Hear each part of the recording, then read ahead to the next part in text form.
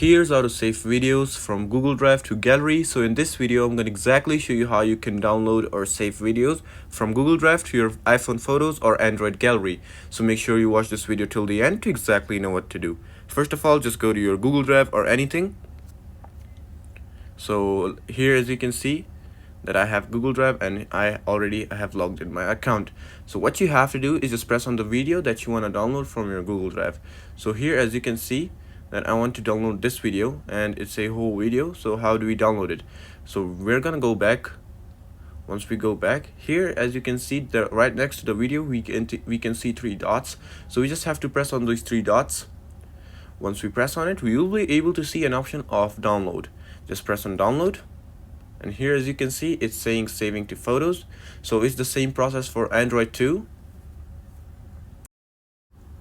So the video just finished uploading, so let's check it out on our photos.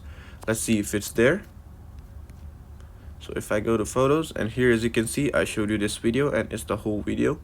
And yeah, that's basically it on how you can save videos from Google Drive to your gallery or photos. So I hope this video helped you out. Leave a like, drop a comment, and subscribe to this channel. Until then, goodbye and peace out.